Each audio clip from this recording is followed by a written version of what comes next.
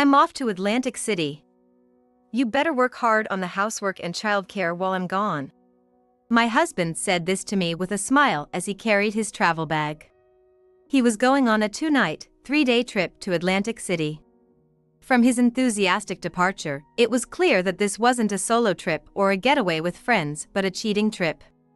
This was because he recently admitted to having an affair. When I confronted him about cheating, he readily admitted it and showed a defiant attitude.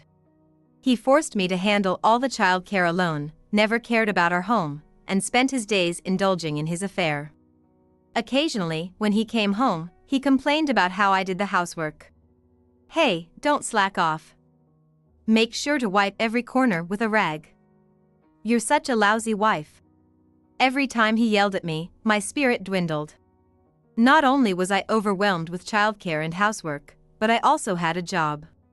I didn't have the time or energy to meet his standards for housework. I was exhausted from such daily life, and it wore me down more each day. Despite this, I hesitated to get a divorce, but an incident finally pushed me over the edge, and I decided in my heart to go through with it. Let's say goodbye to these days. I steeled myself and began preparing for the divorce. Amid all this, my husband's affair trip. I saw this as an opportunity and decided to look for something in his room that could help me in the divorce. As soon as I opened the door, I saw my husband's discarded suit. A piece of paper was sticking out from the suit pocket. Drawn to it, I realized it was a filled-out divorce application. My heart raced with joy and excitement. Is this a sign? All right. I pumped my fist in the air, filled out my part of the form, and rushed to the city office. As I ran, I muttered to myself, "Watch me. I'm no longer a woman who just follows that man's orders." My name is Chloe. I'm 47 years old and a sales manager at a trading company. I have a husband, Sean, who is 2 years younger than me. Before meeting him, I led a life completely devoid of romance. Even during my school years, I hardly dated, focusing solely on my studies. I graduated from a prestigious university in the city and joined my current company right out of school, working tirelessly. I was recognized as the top performer among my peers, and I was thrilled that my hard work yielded results. So, I threw myself into my work even more. In such a work-centric life, there was no room for a romantic partner. However, I had always wanted to get married, maybe even more so than the average person. Having grown up with kind parents, I dreamed of marrying a gentleman like my father and becoming a reliable mother like my mom. I envisioned having 1 or preferably 2 children. But I lacked confidence in my appearance and was shy around the opposite sex, so I never actively sought out relationships. Attending all-girls high schools and universities contributed significantly to my lack of romantic experience. Though I had no romantic stories, I was content with my life. Yet, I vaguely hoped to get married someday. Then, a turning point came. Shortly after I turned 33, a manager from a client company asked me something unexpected. "Chloe, I apologize for the personal question, but do you currently have a boyfriend?" I was taken aback by the question but tried to respond calmly. "No, I don't. I've never really had any romantic connections." The manager smiled warmly. "That's good. Actually, there's someone I'd like to introduce to you. Would you be willing to meet him, even just once?" "What? Are you sure someone like me is okay?" Who is he?" I asked, flustered. "I want to introduce you to my younger brother. He wants to get married but hasn't settled down yet. I think you and he might get along well. How about it? It's not a formal setup, just a casual meeting. Maybe over a meal?" "Oh, I see." I hesitated but thought this might be a once-in-a-lifetime chance and decided to accept the offer. A while later, I went out to dinner with Sean, the manager's brother. "Nice to meet you. I'm Sean. Thank you for taking the time to meet me today. My name is Chloe. Thank you for meeting me today." Sean, who was 2 years younger than me, had a very smart demeanor and a sharp, handsome face. He worked as a sales representative for a food manufacturer. We quickly hit it off talking about our jobs and hobbies, and time flew by. I had a good impression of Sean, and he seemed to like me too. We continued to meet several times and naturally started dating. We went on dates to aquariums, zoos, planetariums, fireworks festivals, and many other places, enjoying our relationship. 2 years after we started dating, when I was 35, Sean and I got married.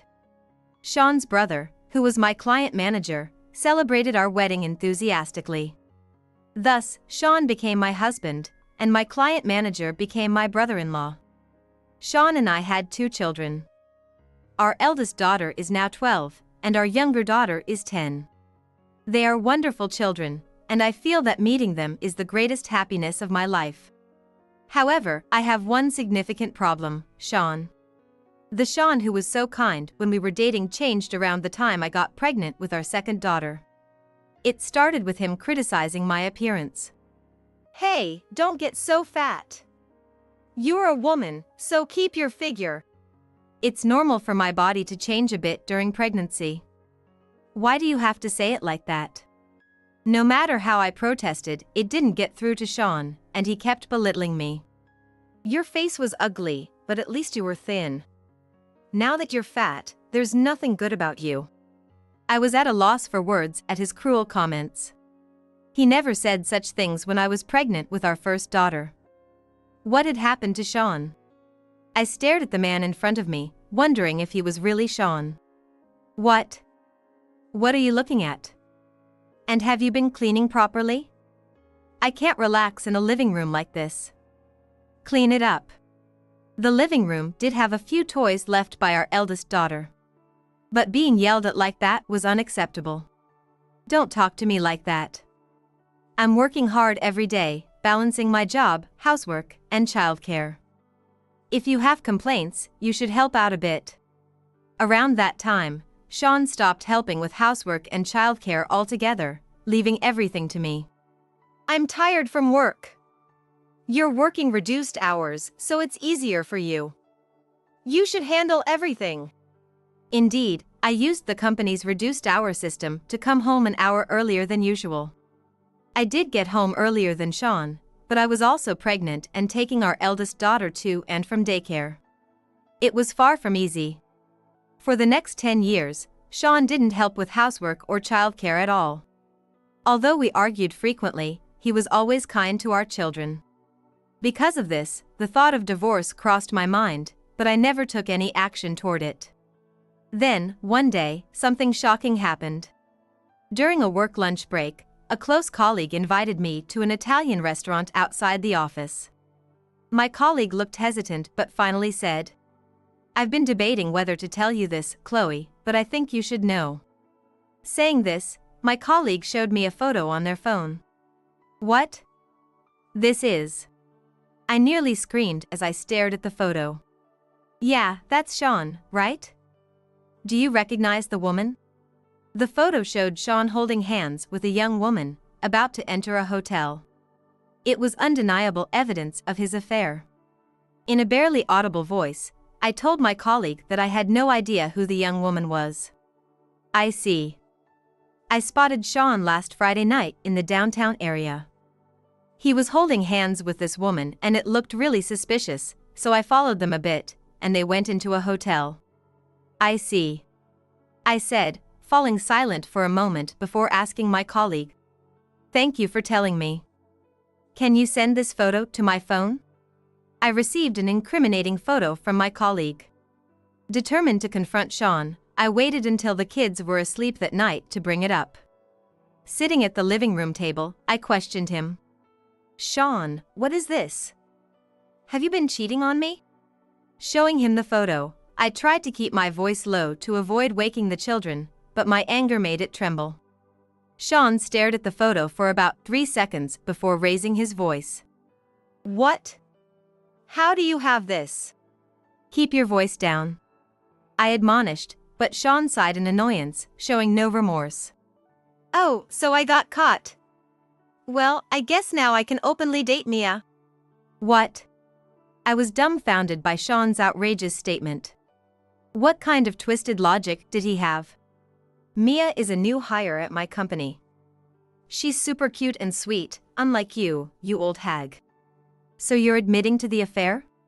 Yeah, I admit it. Mia and I are in love. But come on, men cheat. It's natural. But don't complain too much. You'd be in trouble too if we divorced, right? Sean sneered. His face twisted in an ugly grin. And retreated to his room, dismissing our conversation. I followed him, saying, "Wait, we're not done talking," but he ignored me completely. How utterly unfaithful. I was seething with anger, but I realized that talking to him further was pointless, so I returned to my own room. From then on, Sean's behavior worsened. He started coming home later and later, often staying out all night, completely neglecting our family. When he did come home, he criticized my housework and called me a useless wife. Every time he yelled, I felt my spirit diminishing. I was worn out from the stress of work, housework, childcare, and dealing with Sean. Of course, I thought about divorce, but I struggled with the idea of taking the children's father away from them, leaving me unable to make a decision. During this time, I had a chance to meet with my brother-in-law, the manager from our client company. Noticing my pale complexion, he brought it up after our business discussion. "Chloe, are you okay? You look unwell. Are you getting enough sleep?" "Oh, Greg, no, I'm fine." Unsatisfied with my answer, he tilted his head. "You don't seem fine. If something's wrong, you can talk to me. I'm your brother-in-law, we're family." His words warmed my heart, and I decided to confide in him about Sean. I told him about Sean's affair, his neglect of the family, and my thoughts of divorce. To my surprise, my brother-in-law frowned and said something unexpected. "Come on, divorce is a bit extreme. A man's bound to have a fling or two. You've become quite the old lady, so it's natural for Sean to want to have some fun with other women occasionally. Consider Sean's feelings too." What? His words shattered the faint hope I had that he would offer some heartfelt advice. I was stunned. How could he say such things? He had the nerve to ask me to consider Sean's feelings while dismissing mine completely. It was clear he was overly fond of his younger brother. Although I had sensed a strong bond between them before, I never imagined it was to this extent. Just moments ago, he had called me family, but now he was taking Sean's side. I felt utterly disappointed. Sean is trying hard in his own way. Don't go through with a divorce. It would be a shame to mar his record. But staying together after being cheated on is hard. I protested, but he laughed it off. "Come on, Chloe. If you divorce Sean, you might never get another chance to marry. You're getting older, and you already have 2 kids. Not many men would take that on. Think about the kids too. Marriage has its ups and downs. You need to support Sean." With that, he walked away. I stood there, dumbfounded. This is pointless. I muttered to myself. I had considered seeking his advice on another issue, but I was now grateful I hadn't. That night, another blow came. My mother-in-law, who lived nearby, called. She had been living alone since my father-in-law passed away 5 years ago. "Hello, Chloe. I heard you're thinking of divorcing Sean over a little fling? Don't be so quick to overreact. You're a mother, you need to be stronger." It was clear that my brother-in-law had talked to her. I sighed. Both my brother-in-law and mother-in-law were completely on Sean's side. I felt utterly isolated and my heart grew cold. "You heard from Greg, I see. I'll think carefully about the future, but please leave me alone for a while." I hung up. Her words, "You need to be stronger as a mother," echoed in my mind. For the sake of the children, perhaps I should stay until they were grown. But the thought of enduring this life for years made me feel utterly despondent. At that moment, my children came over and hugged me tightly. Then my older daughter said something surprising. "Mom, why don't you divorce Dad?" "What? Why?" I tried to keep calm as I asked. Because Dad never comes home. And when he does, he just yells at you. I really hate him. Then my younger daughter added, yeah, I don't like Dad either. As long as we have you, Mom, we're fine. I had thought they were still too young to understand, but they had been watching Sean and me closely. I had hesitated to divorce for the children's sake, but hearing this from them solidified my decision. A father isn't just someone who is physically present. I realized then that some fathers, like Sean, are better off not being around. I thanked them from the bottom of my heart, thank you. I resolved to protect my children on my own, no matter what. From that point on, I acted quickly. I started looking for a new place to live and visited a real estate agent. It was during this time that Sean left for his trip. All right, I'm off. Can't wait for Atlantic City. You better work hard on the housework and childcare while I'm gone. He left enthusiastically, making it clear it was an affair trip. I decided to look for anything that might help me in the divorce and entered Sean's room. Immediately, I noticed his discarded suit with a piece of paper sticking out of the pocket. Drawn to it, I saw it was a completed divorce application. My heart raced with joy. Is this a sign to file it? All right. I pumped my fist, filled out my part, and ran to the city hall. Even as I ran, my heart was filled with hope and relief.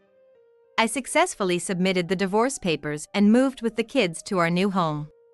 3 days later, while I was working as usual, I got a call from the reception. Chloe, your husband is here to see you. All right, I'll be right there.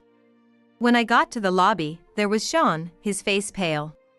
Chloe, did you seriously submit those divorce papers? I wasn't actually planning on divorcing you. Hey, answer me. He shouted, half crying, causing people around us to stare in surprise. Feeling embarrassed, I led Sean to an empty meeting room. Please don't come to my office. You're causing a scene. But you moved without telling me, so I had no idea where to find you. Did you really submit those papers? Tell me. Sean leaned in desperately, his face contorted in panic. Yes, I did. Obviously. Your part was filled out perfectly, practically inviting me to submit it.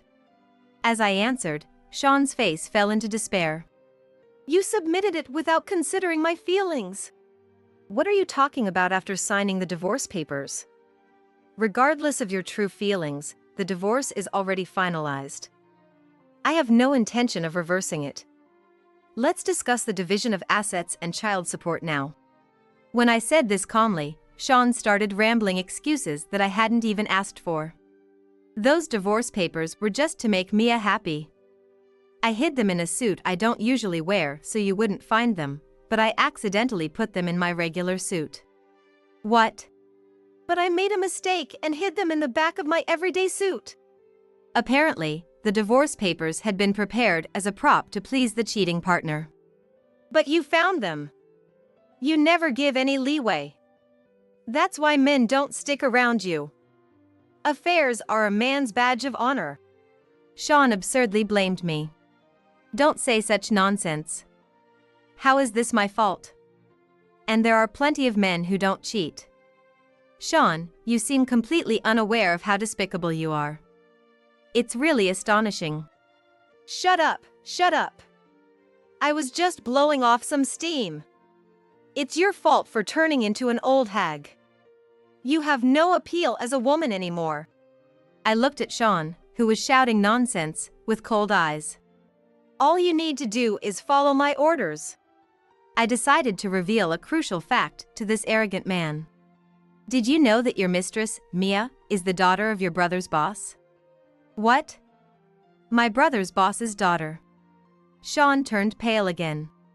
After my colleague showed me the picture of Sean's affair, I had hired a private investigator to look into the mistress's background.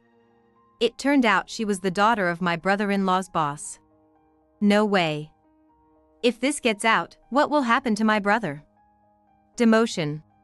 Sean was frantically trying to process this information. Well, since the fault lies with you and not your brother, I doubt he would face severe consequences, but it could definitely affect his career. His boss seems to dote on his daughter. This is bad. Please, don't tell my brother about my affair with Mia. Don't tell anyone. My brother may be lenient usually, but when he's mad, he's terrifying. Sean pleaded desperately. I replied coldly. Whether I expose your affair depends on your future behavior. Now, go home. And I'll be demanding alimony for your affair through my lawyer. With that, I sent Sean away. A few days later, I was summoned to my in-laws' house by my mother-in-law. I debated whether to go but decided to, as I had things to discuss with her and my brother-in-law. When I arrived at their house, a heavy atmosphere hung in the air. My mother-in-law, brother-in-law, and Sean were waiting for me. As soon as my mother-in-law saw me, she began to rant. Chloe, did you submit the divorce papers without permission? That's awful. Get back together with Sean. Do you know who you owe for being able to have children? Sean. You should be grateful to him for the rest of your life. My brother-in-law echoed her sentiments. Angered, I firmly told them, I have no intention of reconciling with Sean. Then, I dropped a bombshell that neither Sean nor his family knew. I've divorced Sean, so I'm no longer related to you. Therefore, I want the $40,000 I lent you both returned immediately. What? Sean exclaimed in shock. Yes, I had lent $20,000 each to my mother-in-law and brother-in-law. They both had a penchant for gambling and had secretly borrowed money from me. Please don't tell Sean.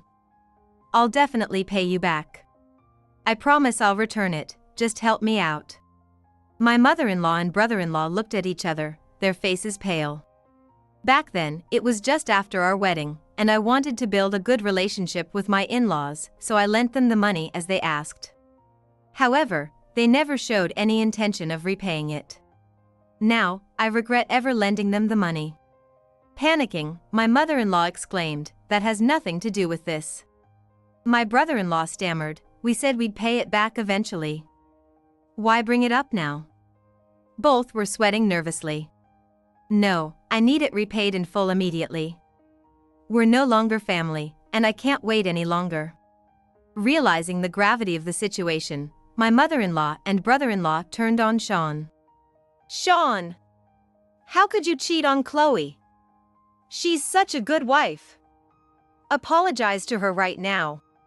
That's right, Sean. You're completely at fault. You should apologize to Chloe sincerely and ask her to take you back. Get on your knees and apologize. I was utterly exasperated by how quickly they turned against Sean, clearly trying to avoid repaying their debt.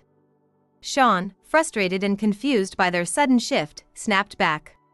What the hell, you two? You've always been on my side. How can you say this now? You know a man's affair is a sign of his prowess. The divorce papers were just a joke for Mia's sake, and Chloe went and submitted them behind my back. It's not my fault. As the three of them started bickering, I decided it was time to reveal the truth. By the way, Sean's affair partner, Mia, is your boss's daughter. What? Is that true? My brother-in-law was so shocked he practically jumped. Sean turned pale and started trembling. It's true. I have proof. I showed them the incriminating photos and the report from the private investigator. My brother-in-law's face grew paler with each passing second. Oh no. How could you get involved with Mia? If this gets out, my career is over. I'll be demoted. Sean, how could you be so stupid? Is this true? Sean, why did you get involved with such an important person's daughter? My mother-in-law and brother-in-law continued to berate Sean, while Sean, now in tears, cried out, I didn't know. If I'd known she was our boss's daughter, I wouldn't have gotten involved. Our boss dotes on Mia. He even has her photo on his desk. How could you be so reckless? Do you have any idea how hard I've worked to climb the corporate ladder? All my efforts wasted. My brother-in-law began to cry, and the household descended into chaos. I sighed. I'd better go, I muttered to myself, packing the evidence of Sean's infidelity into my bag and heading for the door. As I left, I turned to the three of them and said, "Mother, Greg, the deadline for the loan repayment is the end of this month. Make sure to repay it in full by then. Sean, you should be receiving a bill for the alimony soon, so be sure to pay it. Goodbye." With that, I left the in-laws' house. The sound of the three of them hurling insults at each other echoed outside the front door. Afterward, my mother-in-law and brother-in-law somehow managed to repay the money they had borrowed from me by the deadline. Sean also paid the alimony in full, apparently by taking out a loan. However, sending the alimony bill to Sean's company exposed his affair, resulting in his demotion. Mia, the new employee he had been cheating with, found it unbearable to stay at the company and resigned. This revelation infuriated Mia's father, who was my brother-in-law's boss. He was outraged to learn that his daughter and his subordinate's brother were having an affair. My brother-in-law's standing at the company deteriorated as his boss suspected he might have known about the affair, and his relationship with me soured. As expected, my brother-in-law's career advancement came to a halt.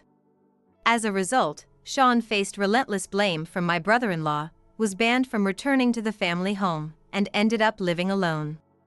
Mia also dumped him without hesitation. Sean left a single voicemail asking for reconciliation. His voice was feeble as a mosquito's buzz, pleading, "Please take me back. It's too lonely being by myself," clearly indicating his desperate situation. Naturally, I didn't call him back, nor did I feel any sympathy. Sean, mentally cornered, made repeated mistakes at work and eventually got fired. As for my mother-in-law, she still couldn't kick her gambling habit and relied on her sons for money. Both my brother-in-law and Sean finally ran out of patience with her. My brother-in-law left the family home, and Sean cut off all contact with her. Facing her 70th birthday, my mother-in-law had to start working to cover her living expenses and repay her debts. Having been a housewife all her life, she was exhausted from her unfamiliar part-time job. Her performance was poor, and she was scolded daily by colleagues much younger than herself. I once passed by the bento shop where she worked and saw her getting scolded by a customer for some mistake she made. Meanwhile, I am living a happy life with my children. It seemed the children had entirely forgotten about their father, who had hardly been involved in their lives. Seeing my children smile cheerfully every day reassures me that divorcing Sean was the right decision. For the sake of my children and myself, I will continue to strive and live my life to the fullest.